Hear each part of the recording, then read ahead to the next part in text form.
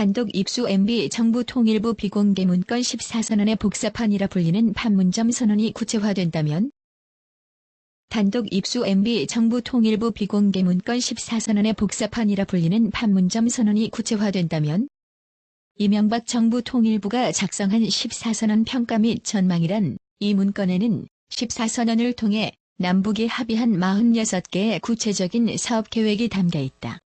MB 정부 통일부는 이를 재분류해 지속 추진, 추후 추진, 추진 보류로 각각의 사업 방향을 구분했다. 당시 통일부는 판문점 선언을 계기로 문재인 정부가 구체화하려는 공동어로 구역과 평화수역 설정, 종전선언 등은 추진 보류로 판단했다.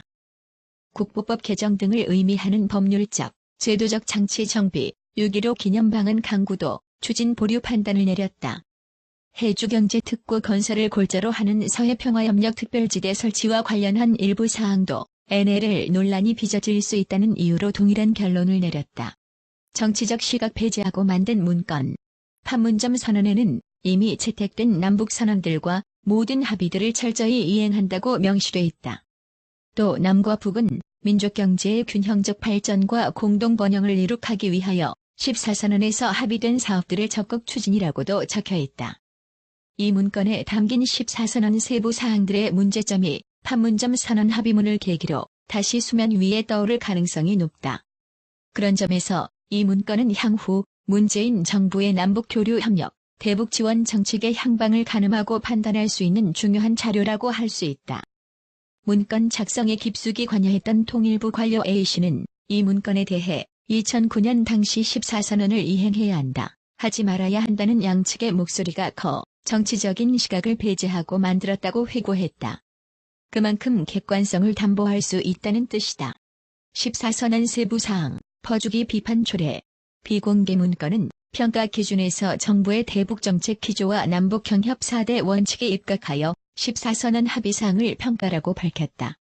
남북경협 4대 원칙이란 북핵 진전, 경제성, 재정능력, 국민적 합의를 말한다. 북한의 태도, 이행 가능성 등도 평가의 대상이라고 문건은 덧붙였다.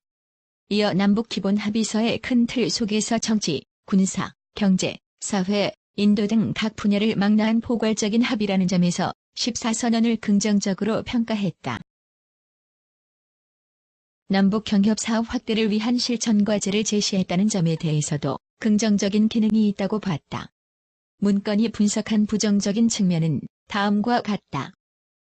북핵 상황, 정권 교체기 등 대내외 여건을 고려치 않고 추진, 경제적 당성에 대한 충분한 검토와 비대규모 경협 사업을 합의, 퍼주기 판초래. 철도, 도로 개보수, 해주경제특구 건설 등은 대표적 사례, 국가안보와 국가정체성 등의 논란의 여지가 있는 민감한 사안도 포함, 국론분열 야기. 서해평화수역 법률적, 제도적 정비 등 30조에서 40조, 70조에서 80조. 문건에는 46개 사항을 이행했을 시 소요되는 비용도 자세히 실려 있다. 노무현 정부는 14선언 이행에 따른 비용을 14조 3천억 원으로 추산했었다. MB 정부 통일부는 문건이 작성된 시점을 기준으로 해 총 16조 8,506억 원이 소요될 것으로 예측했다. 이는 통일부가 2008년 8월 지식경제부 주관 관계부처 공동사업 타당성 분석 연구 용역 결과를 원용한 것이라고 한다. 46개 사항 중 비용이 가장 많이 드는 사업의 상위 5개를 문건에서 발췌하면 다음과 같다. 1. 개성 신의주 철도 개보수, 총 8조 2,356억 원. 3.